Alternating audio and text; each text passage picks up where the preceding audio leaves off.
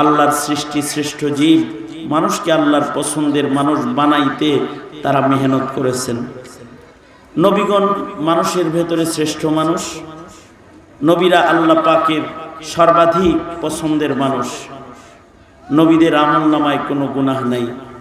নবীদের ব্যাপারে আকীদা হলো বাবা আদম থেকে শুরু করে আমাদের নবী আলাইহিস সালাম পর্যন্ত পৃথিবীতে যত পয়গম্বর আগমন করেছেন সব পয়গম্বররা মাসুম।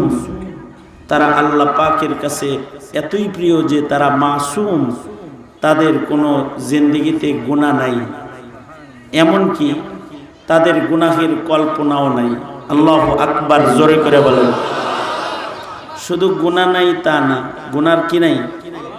কল্পনাও নাই। নবীদের জীবনে গুনাহের কল্পনাও নাই, তারাও মাসুম।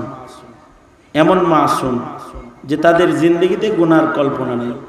কিন্তু নবীদের নফস আছে, নবীদেরকেও আল্লাহ তাআলা নফস দান করেছেন, কিন্তু তাদের নফস এটা মাসুম নফস, মাসুমিয়ত দান করেছেন আল্লাহ তাআলা, যে তাদের জিন্দেগিতে গুনাহ তো নাই, গুনার কল্পনাও নেই।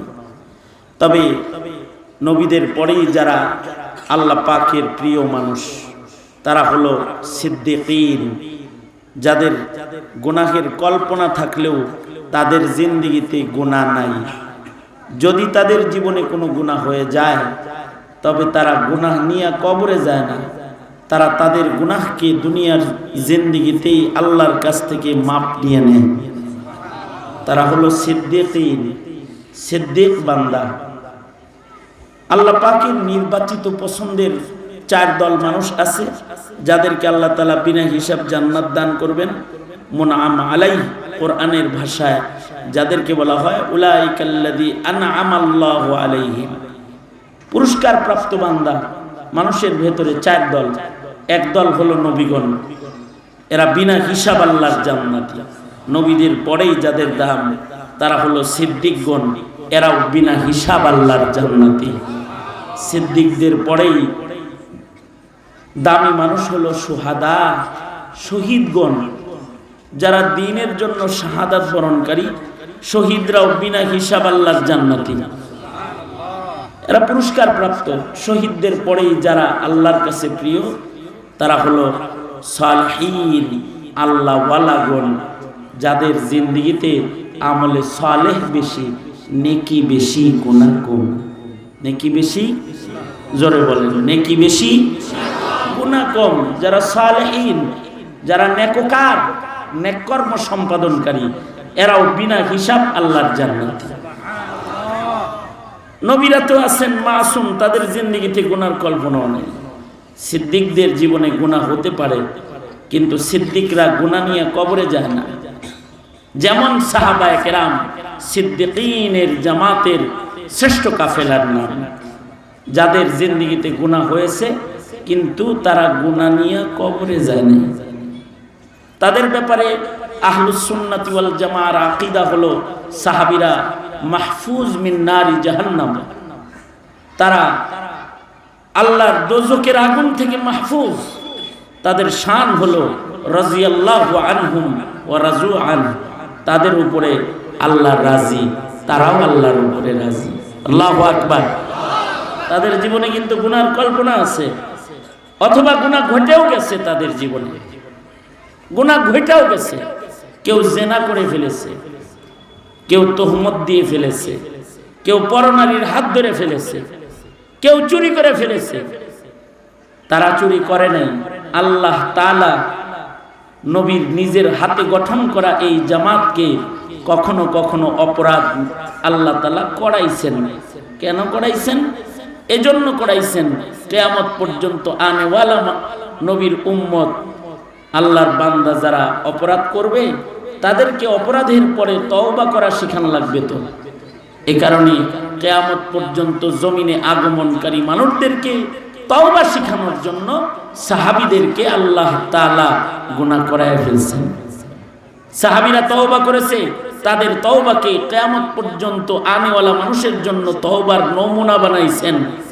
সাহাবীরা যেরকম তওবা করে তোরা ওইরকম তওবা কর, তোদের গুনাহ মাফ করে দেব। আল্লাহু আকবার। তাদের জীবনে গুনাহ হয়ে গেছে, গুনার কল্পনাও হয়েছে, গুনাহ খাতাও তাদের জীবনে হয়ে গেছে। অবশ্য তারা গুনার কল্পনা করতেও তৈরি ছিলেন না। যখন কোরআনে হাকিমের আয়াত নাজিল হইল যে গুনার কল্পনা করলেও, কারণ গুনার কল্পনাও আল্লাহ পছন্দ করেন না, এ কারণেই নবীদেরকে গুনাহের কল্পনাও আল্লাহ দেন নাই। গুনার কল্পনাও আল্লাহ পছন্দ করেন না।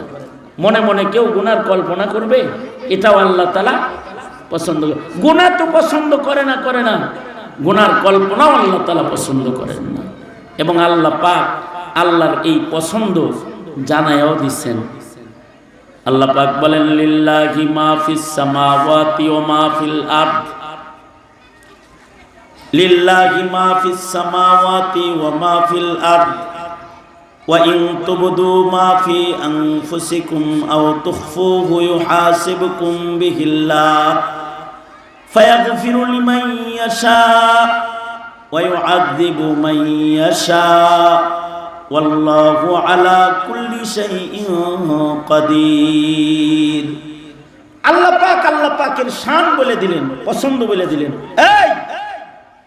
এই পৃথিবীর আসমান জমিনের মাঝের যা আছে সব আমার। তোরা যে হৃদয়ে কিছু কল্পনা করো সেগুলো তো আমি জানি। মনে রাখিস, তোরা যদি ভিতরে কোনো কিছু লালন পালন করো, কুভাবনা, গুনাহের কল্পনা জল্পনা, এইগুলার জন্য কিন্তু আমি তোদের হিসাব নিব। আল্লাহর পছন্দ বলে দিলেন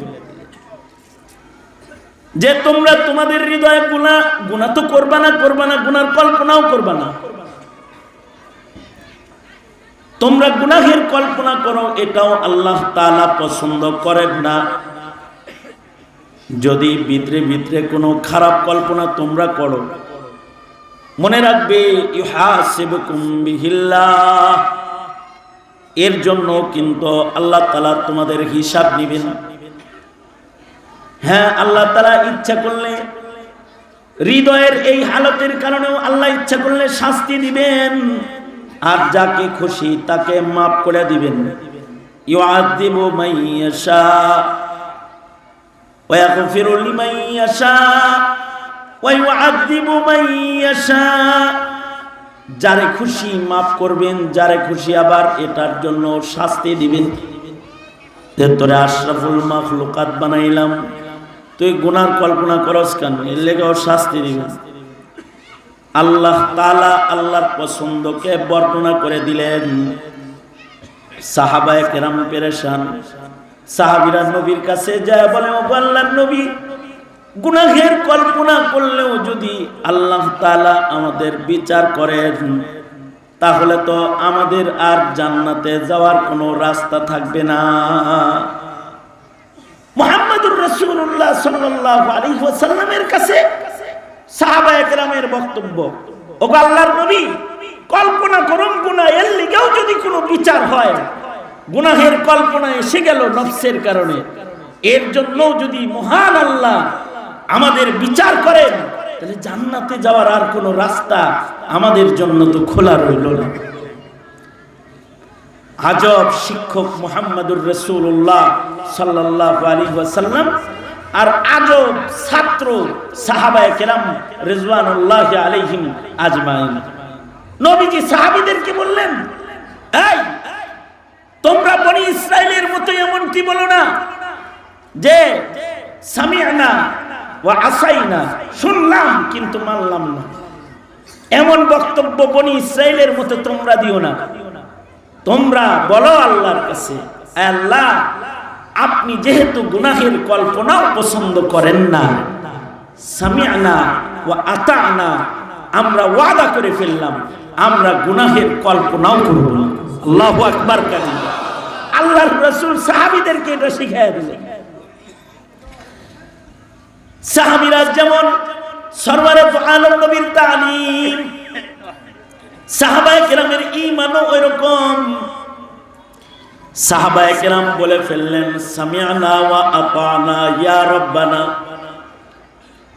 ওগো আল্লাহ, আপনি গুনাহ পছন্দ করেন না, আপনি গুনাহের কল্পনাও পছন্দ করেন না, ওগো আল্লাহ, আপনার ঘোষণা আমরা শুনে ফেলেছি। ওগো আল্লাহ, আমরা শুধু শুনলাম এক কান দিয়া, ওইরকম না, সামিয়ানা ওয়া আতানা। ওগো আল্লাহ, আমরা আপনার কথা মাইন্না নিলাম, আজ থেকে আমরা গুনার কল্পনাও করব না। সাহাবায়ে কেরামের ঈমানের শান, সাহাবীরা যখন এরকম ঈমান প্রকাশ করেছেন, মহান আল্লাহ সাহাবীদের ঈমানের কারণে খুশি হয়ে গেছেন। আল্লাহ তাআলা সাহাবায়ে কেরামের কারণে জমিনের মানুষদের জন্য আল্লাহর বিধানকে সহজ করে দিয়েছেন। আল্লাহ তাআলা সাহাবায়ে কেরামদের ঈমানের কারণে ঘোষণা দিয়া জানায় দিলেন, তোমরা যেহেতু এমন ঈমান এনেছো, যাও তোমাদেরকে মাফ করে দিলাম, যতক্ষণ পর্যন্ত গুনাহ সংগঠিত না করবা ততক্ষণ পর্যন্ত তোমাদেরকে ধরপাকড় করা হবে না। অর্থাৎ ইকো বন্ধ করে দিতে বলেন তো, এই মাইকলারে বলেন ইকো বন্ধ করতে, এই ভেতরে আওয়াজ স্পষ্ট করতে বলেন। অর্থাৎ আমরা গুনার কল্পনাও করব না, এটা যেহেতু বলেছ, যাও তোমাদের উপরে আমি খুশি হয়ে গেলাম, এবার কল্পনা করলে গুনাহ দিব না, অথবা কল্পনা তোমাদের হয়ে গেলে তোমাদেরকে গুনাহ দিব না। যতক্ষণ না পর্যন্ত গুনাহ তোমরা না করবা ততক্ষণ পর্যন্ত গুনাহ লিখব না। আল্লাহু আকবার, জোরে করে বলেন আল্লাহু আকবার।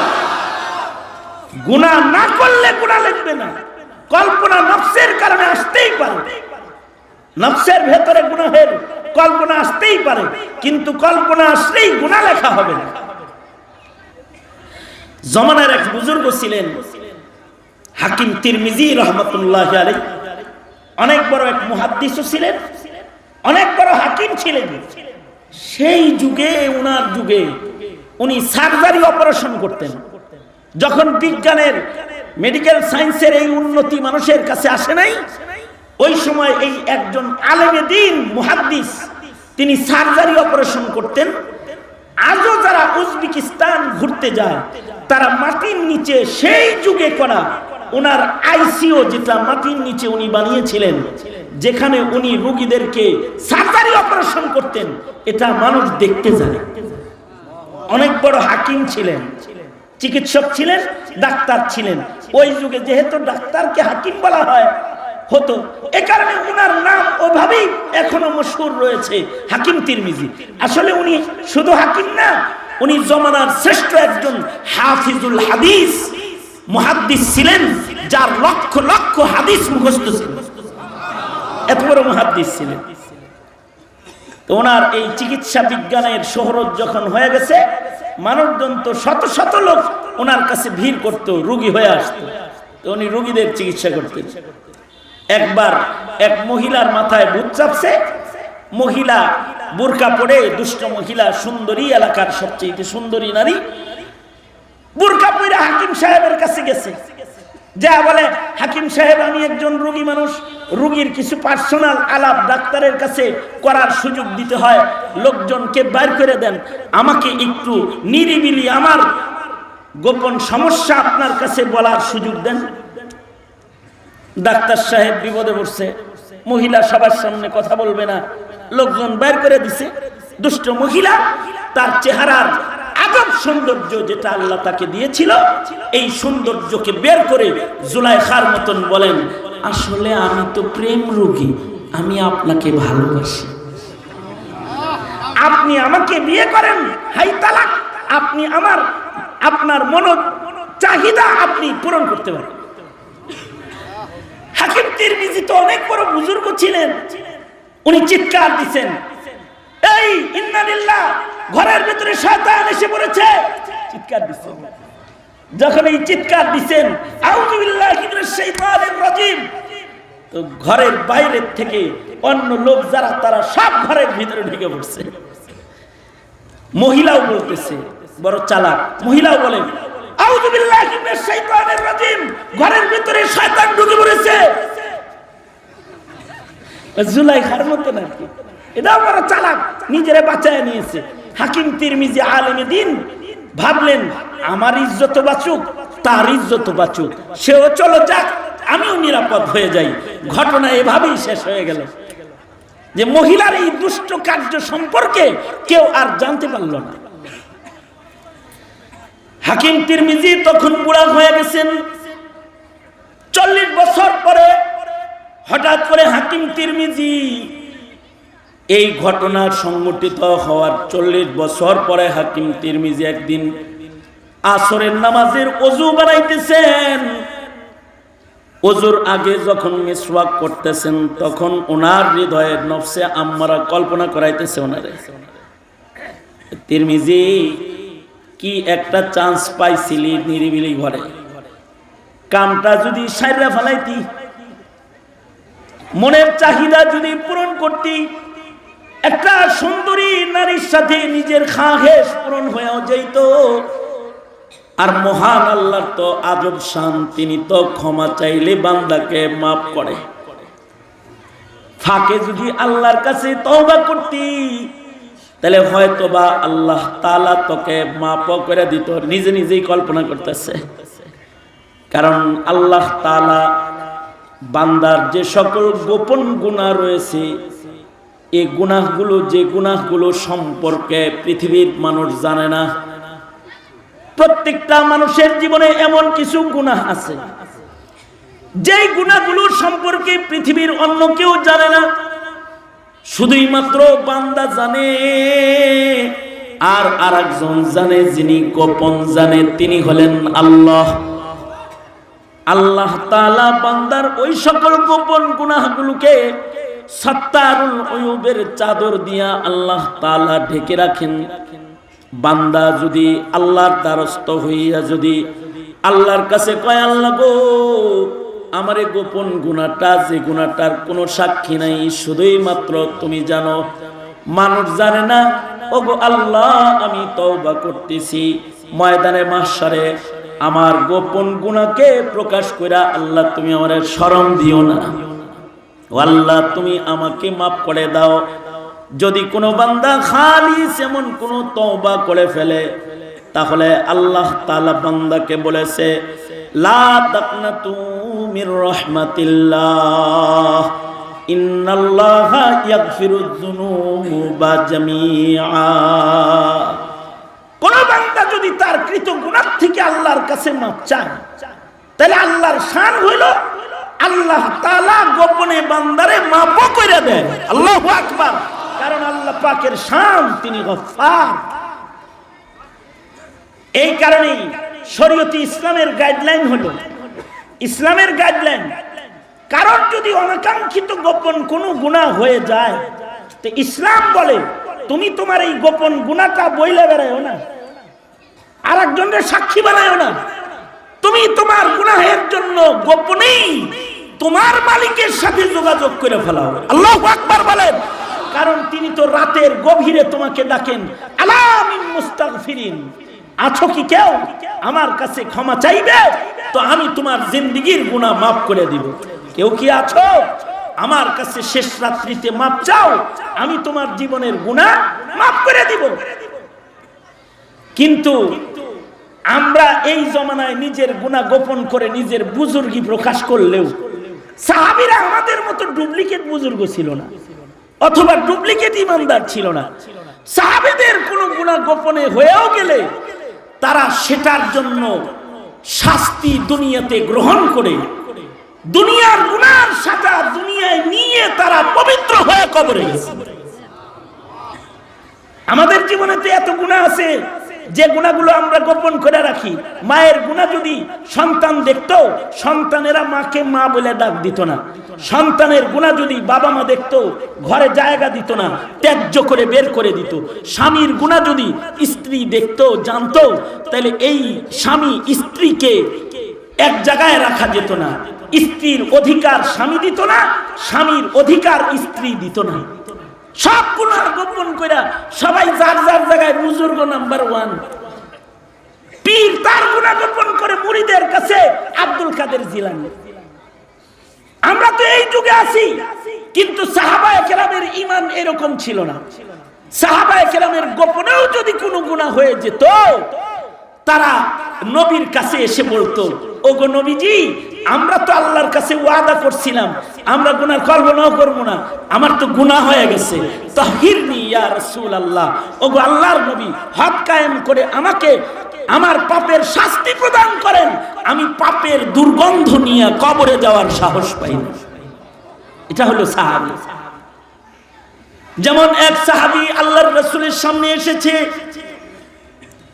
আল্লাহর নবীর কাছে সাহাবী আয়েশা বলে, ওগো সরকার, আমি জিনা করে ফেলেছি, আপনি আমাকে একটু পবিত্র করে দেন। আমি অনুরোধ জানাবো, আমার বয়ানে আজকে আপনারা যারা বসেছেন, যুব সমাজ, তোমরা যারা এসেছো, একটু দিল দিয়া আমার কথাগুলো শুনবা এবং বুঝবা।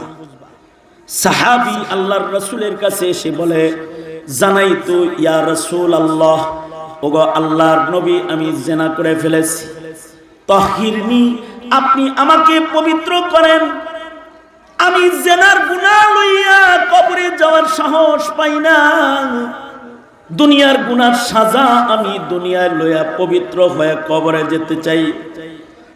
আল্লাহর রাসূল সাল্লাল্লাহু আলাইহি ওয়াসাল্লাম সাথে সাথে নিজের চেহারা ঘুরায় ফেলেছেন। নবী বলেন, না, আমার সাহাবী গুনাহ করতে পারে না। সাহাবী আবার নবীর সামনে আয়েশা বলেন, না আল্লাহর নবী, আমি গুনাহ করছি। নবীজি আবার চেহারা ঘুরায় অন্যদিকে ফিরেছেন। নবী বলেন, না, তুমি জিনা করতে পারো না, আমার সাহাবী জিনা করতে পারে না। সাহাবী নবীর সামনে এসে আবার দাঁড়ায় বলেন, না, আমি জিনা করেছি। আল্লাহর রাসূল সাল্লাল্লাহু আলাইহি ওয়াসাল্লাম সাহাবীকে বলতেছে, না, তুমি ভুল বলতেছো, মনে হয় তুমি জিনা করো নাই, মনে হয় তুমি পরনারীর হাত স্পর্শ করেছো। সাহাবী বলেন, না, হাত স্পর্শ করি নাই, আমি জিনা করছি। রাসূল বলেন, না না, ভুল বলতেছো, তুমি মনে হয় চুমু খেয়েছো, জিনা করো নাই, চুমু খাইছো। সাহাবী বলেন, না, আমি চুমু খাই নাই, জিনা করেছি। আল্লাহর রাসূল বলে, এই সাহাবী, তোর কি মাথা খারাপ হয়ে গেছে নি? মানুষের কাছে এগুলো বইলা বেড়াস, তোর মনে হয় মাথা ঠিক নাই। অর্থাৎ আল্লাহর রাসূল সাহাবীকে নিজের সামনে থেকে সরাইতে চায়। যে গুনাহটা গোপনে হয়েছে মানুষের কাছে এটা না বলা, গফফার শানওয়ালা মালিকের কাছে মাপ চা। তিনি তো এমন দয়ার সাগর মাওলা তোর আল্লাহ, যে তুই যদি গোপনেও তার কাছে বলো, আল্লাহ আস্তাগফিরুল্লাহ রাব্বি মিন কুল্লি যামব, তুই যদি গোপনে তার কাছে মাপ চাস, তো মহান আল্লাহ তোর জীবনের গুনাহ তিনি গোপনে মাফ করে দিবেন। খামাখা তুই এগুলো কারোর কাছে বইলা বেড়াইস না। অর্থাৎ রাসূল তাকে সরায় দিতে চায় আর বলে, তুমি গুনাহ করো নাই, তুমি মনে হয় মাথা ঠিক নাই, তুমি মনে হয় জ্ঞান শূন্য হয়ে এগুলো বলতেছ। সাহাবী বলে, না সরওয়ারে দো আলম, না না না, আমার মাথা খুব ঠিক আছে, আমি অজ্ঞান নই, আমি বেহুশ নই, সুস্থ সজ্ঞানে আমি বলছি আমি গুনাহ করে ফেলেছি। জেনার নাপাক নিয়ে কবরের ঘরে যাওয়ার মতো হিম্মত আমার নাই। ওগো আল্লাহর নবী, দুনিয়ার হক কায়েম করে আমাকে আপনি শাস্তি দিয়ে দেন। দুনিয়ার মানুষ জানুক আমি জেনাকার, কিন্তু ময়দানে মাহশারে আল্লাহর আদালতে যেন জেনাকার হিসেবে আমার দাঁড়াইতে না হয়। এইটা হলো সাহাবী। আরেক সাহাবী, মহিলা সাহাবী জিনা করেছে। আল্লাহর রাসূল তাকে বললেন, তুমি জিনা করো নাই? না, আমি জিনা করেছি। শেষ বেলায় সে বলে, না, আমার পেটে যে বাচ্চা আছে এটা আমার স্বামীর বাচ্চা না, এটা জিনার বাচ্চা। আমি মা হিসেবে আমি জানি আমার পেটে জিনার বাচ্চা। মহিলা বলতেছে। আল্লাহর রাসূল সাল্লাল্লাহু আলাইহি ওয়াসাল্লাম বললেন, এই মহিলা, যাও, তোমার বাচ্চা প্রসব হবে, তারপরে তোমার বিচার হবে। অর্থাৎ আল্লাহর রাসূল সাল্লাল্লাহু আলাইহি ওয়াসাল্লাম মহিলাকে ফেরত পাঠিয়ে দিতেছেন। যে যদি রুজু করে ফেলে যে জেনা করি নাই, তাহলে তাকে সঙ্গে সার করা আর হবে না। কিন্তু সাহাবী বলে কি, না আমি জেনা ব্যভিচার করে ফেলেছি, আমাকে সঙ্গে সার করেন, আমি দুনিয়াতে শাস্তি নিব কিন্তু ময়দানে মাহশারে জেনাকার হিসেবে দাঁড়াইতে পারবো না। এইরকম গভীর তওবা যারা করতেন নিজের পাপ হয়ে গেলে, তারা হলো সাহাবায়ে কেরাম। এরা জিন্দেগিতে গুনাহ হইলেও তারা তাদের গুনাহকে নিয়ে কবরে যায় নাই। আর আমরা যারা আছি, আমরা হলো সারা জিন্দেগিতে নামাজ নাই, বছরে শুধু ঈদের নামাজ পড়নেওয়ালা, সপ্তাহে শুধু জুমার নামাজ পড়নেওয়ালা, না নজরের হিফাজত আছে, না জবানের হিফাজত আছে, হাজারো গুনাহ সহকারে মুক্ত আকাশে ঘুরে বেড়ায়, জমিনে ঘুরে বেড়ায়, আর মনে মনে কল্পনা করে আল্লাহ আমারে জান্নাত দিব না, দিব কেন? এই হলো আমাদের ঈমান। এইরকম ঈমান নয়। এ কারণে আল্লাহ তাআলা আল্লাহর পছন্দ বর্ণনা করলেন, কিয়ামত পর্যন্ত মুমিনদের জন্য সাহাবীদের যে একটা ঈমান আছে, এই ঈমানটাকে আল্লাহ তাআলা কিয়ামত পর্যন্তের মুমিনদের জন্য মডেল বানাইলেন। যে ও দুনিয়ার মুমিনেরা, তোমরা যদি আল্লাহর পছন্দের মুমিন হইতে চাও, তাহলে তোমরা সাহাবীরা যেমন ঈমানদার, তোমরা ওইরকম ঈমান আনয়ন করো। আমিনু কামা আমানান নাস, নবীর সাহাবীরা যেমন ঈমানদার, তোমরা তেমন ঈমানদার হয়ে যাও। যদি তোমরা তোমাদের হায়াতে সাহাবীদের ঈমানের মতো ঈমানকে জায়গা দিতে পারো, তাহলে তোমরা মর্যাদার ঈমানদার হিসেবে আমার কাছে মাগফিরাত পেয়ে যাবা। এই কারণে আল্লাহর কোরআনে সাহাবীদের বহু সিফাত আলোচনা আছে, গুণ বর্ণনা করা আছে, যেন ভবিষ্যৎ পর্যন্ত, কিয়ামত পর্যন্ত আনেওয়ালা ঈমানদারেরা নিজের ঈমানের কোয়ালিটিকে সাহাবীদের ঈমানের কোয়ালিটির সাথে মিলাইতে পারে। আমি যে আয়াত আপনাদের সামনে তিলাওয়াত করেছি, তার ভেতরে সাহাবায়ে কেরামের কিছু নির্বাচিত গুণের আলোচনা আছে। সাহাবীদের নির্বাচিত কয়েকটা গুণ আমার তিলাওয়াতকৃত আয়াতে আছে। তার ভেতরে একটা গুণ হলো আশিদ্দাউ আলাল কুফার। সাহাবীরা কুফরের বেলায়, অন্যায়ের বেলায় ছিল বড় শক্ত। অন্যায়ের বেলায় তারা শক্ত, যেমন আমরা অন্যায়ের বেলায় শক্ত না। আমরা কাদিয়ানির বেলায়ও নরম, আমার দেশের মুসলমানেরা নাস্তিকের বেলায়ও নরম। আমার দেশের মুসলমানেরা দ্বীনের কাজে, দ্বীন ধ্বংসকারী যারা দুশমন আছে তাদের জন্য নরম। নরম বিধায়ী আমাদের দেশে এখনো ইসরায়েলি পণ্য চলে। নরম বিধায় এই কারণে আমাদের দেশে কাদিয়ানির পণ্যের মার্কেট আছে।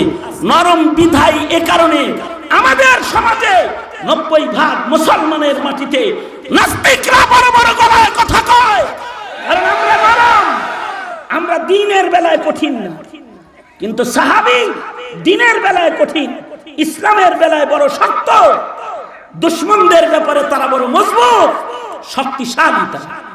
আশিদ্দাউ আলাল কুফার। কাদিয়ানিয়ত অথবা নাস্তিক্যবাদের মতো জঘন্য বিষয় না। পান থেকে চুন খসলেও সাহাবীরা বড় শক্ত।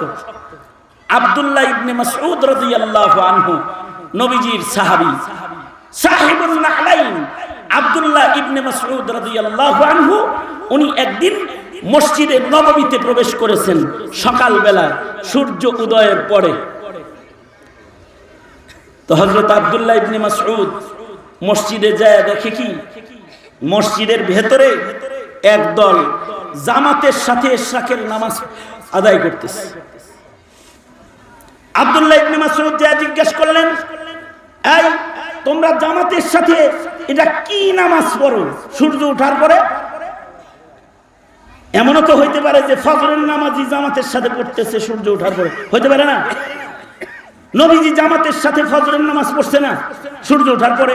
ওই যে যেদিন নামাজ কাজা হয়ে গেছে, সাহাবী সহ নবীজি সহ সবাই মদিনায় আসতেছে, এক জায়গায় কাফেলা বিরতি।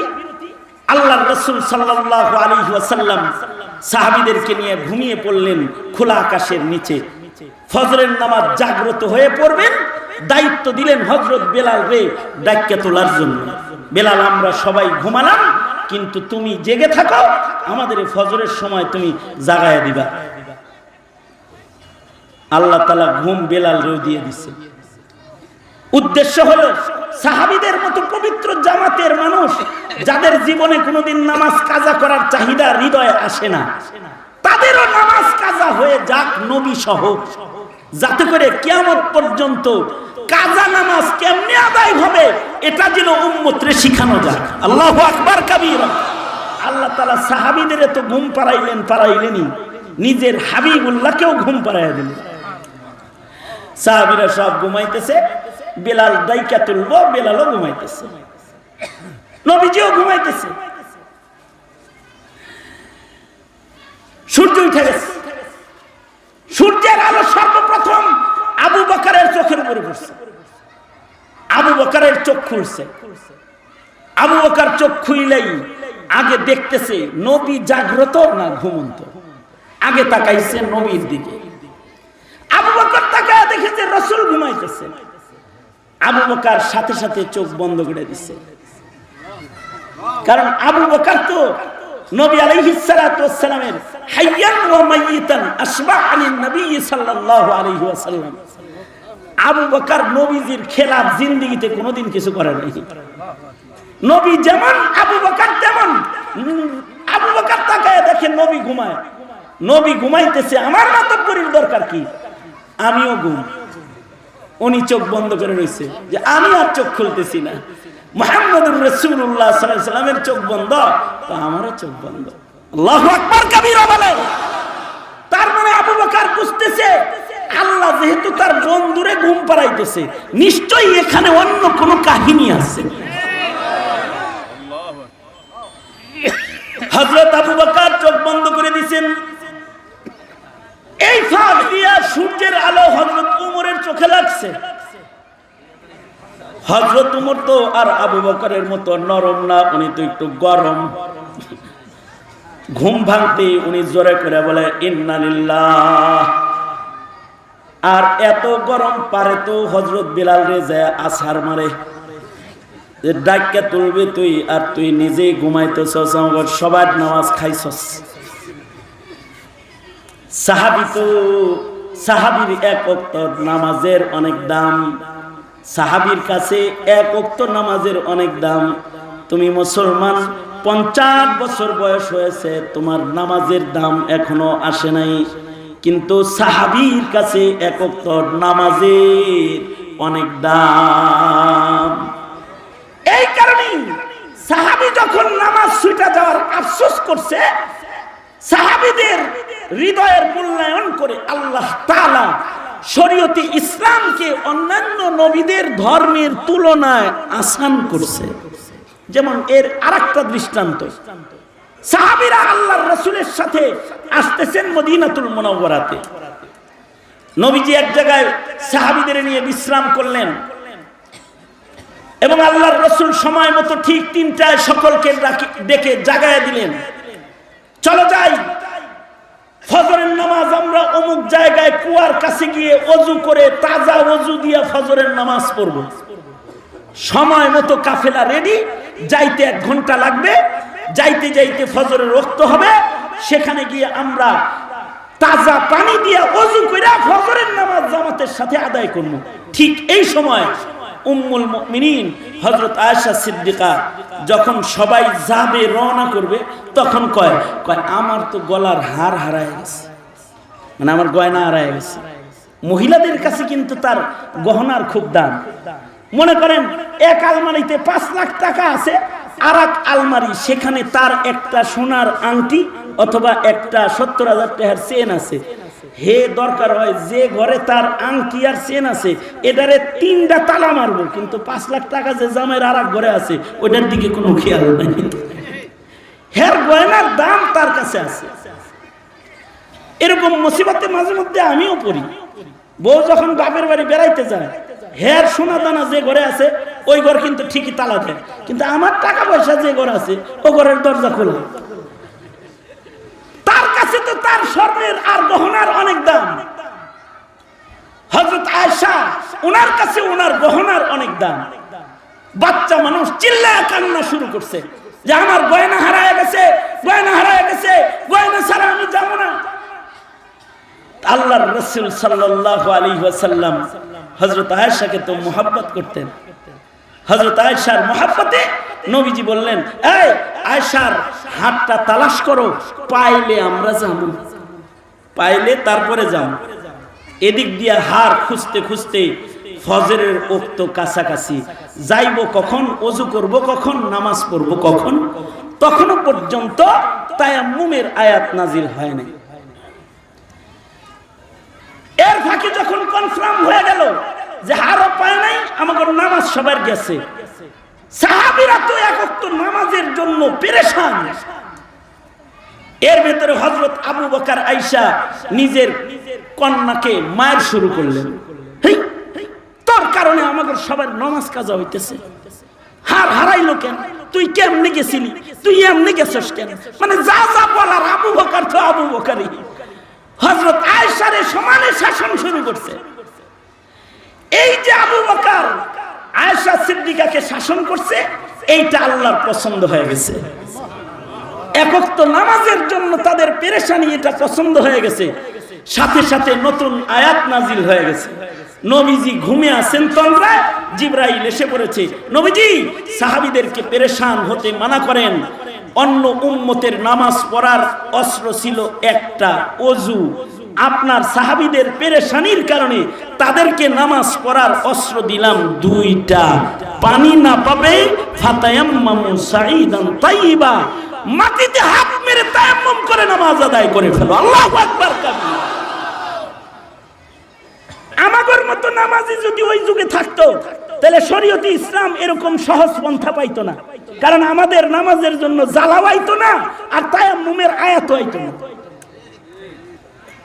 সাহাবী তো সাহাবী, এই সাহাবীদের জামাতের সবার নামাজ কাজা হয়ে গেছে। সরওয়ারে দু আলম চক্ষু খুলেছেন। হযরত ওমর রাগ পারে তো হযরত ওমর হযরত বিলালকে যায় মারধর করে। আল্লাহর রাসূল বলেন, এই ওমর গরম হইবি না, লা ইউকাল্লিফুল্লাহু নাফসান ইল্লা ওয়াসআহা। আমাদের অনিচ্ছায় যদি কোনো গুনাহ হয়ে যায়, এর জন্য আল্লাহ আমাদের ধরবে না। কারণ ঘুমটা আমরা ঘুমাই নাই, আমাদেরকে একজন ঘুম পাড়াইছেন, তিনি কে জোরে বলে। তাহলে চলো আমরা এখান থেকে দূরে চলে যাই, আযান হবে, জামাতের সাথে ফজর আদায় হবে। নবীজি তো সূর্য ওঠার পরেও কাজা ফজরের নামাজ জামাতের সাথে সকলকে নিয়ে আদায় করেছেন। আব্দুল্লাহ ইবনে মাসউদ মসজিদে ঢুকছে, ঢুইকা দেখে যে জামাতের সাথে একদল নামাজ পড়ে। যায়া বলেন যে কি নামাজ পড়স, ফজর না অন্য কোন নামাজ? না, ফজর পড়ছি, এখন জামাতের সাথে ইশরাক পড়ি। হযরত আব্দুল্লাহ ইবনে মাসউদ বললেন, নিশ্চয়ই ইশরাকের নামাজ জামাত দামি নামাজ, এই নামাজ যদি কেউ পড়ে 2 রাকাত পড়লে কবুল হজ উমরার সওয়াব আল্লাহ তাআলা দান করে। যারা গরিব মানুষ তাদের হজ দিতেছি, মা বাবা আছে কার কার? মা আছে, বাপ আছে, হাত তোলে। যাদের মা আছে অথবা বাপ আছে হাত তোলে। এই যাদের মা বাপ আছে, মা আছে, বাবা আছে, আপনাদের হজ বাড়িতেই আছে। এক নজর করে দেখবেন আর কবুল হজের নেকি কামাই করবেন। জোরে আওয়াজ করে বলেন আল্লাহু আকবার। আর গরিব মানুষ যারা আছেন, ভ্যান গাড়ি চালান, মক্কায় যাওয়ার টিকিটের টাকা নাই, তাগরে হজ দিবার লাগছি। সূর্য ওঠার পরে 2 রাকাত নামাজ পড়বেন, 2 রাকাত নামাজের বদলায় কবুল হজ, কবুল উমরার সব আমল নামায় জমা করবেন। এটার নাম হলো ইশরাকের নামাজ। গরিব মানুষরা আরো কিছু আমল রাসূল দিছে, সেগুলো শোনায় দিই। এক সাহাবী বলে কি, এক সাহাবী এক তাবিঈকে বলে, এই আমি কি তোমাকে কিছু হাদিয়া দিব না? আমি কি তোমাকে কিছু হাদিয়া দিব না? এটা বলতেছে। অবশ্যই দিবেন। আমরা হাদিয়া বলতে বুঝি কি জানেন? দুনিয়ার জিনিস।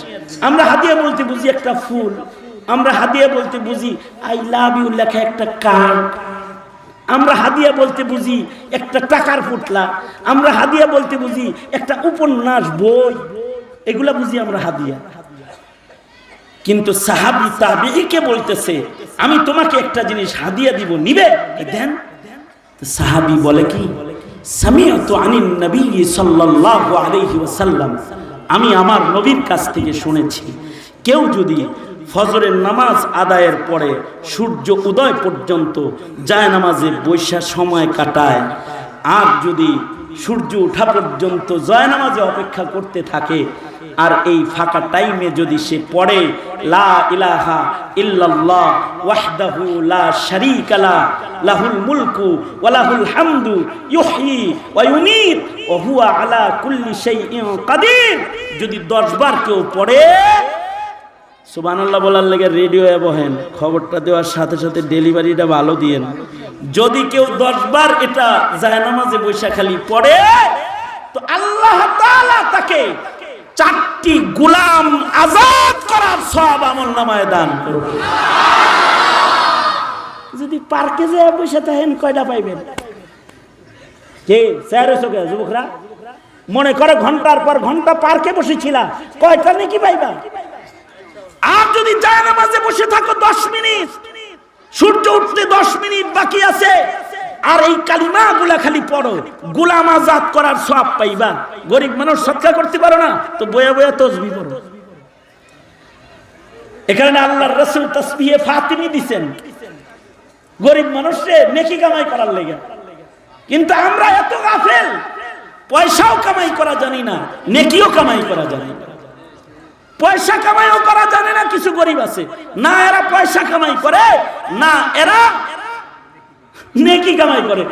টাকাও কামাই করা জানে না, নেকিও কামাই করা জানে না। অথচ কেউ যদি নেকি করে, তাইলে পয়সা নাই কিন্তু নেকি আছে। আরে দুনিয়াতে গরিব থাকলেও জান্নাতে তো আল্লাহর রাসূলের সাথে থাকবে, নেকি যদি বেশি থাকে। তো সাহাবায়ে কেরাম তো এরকম ছিলেন।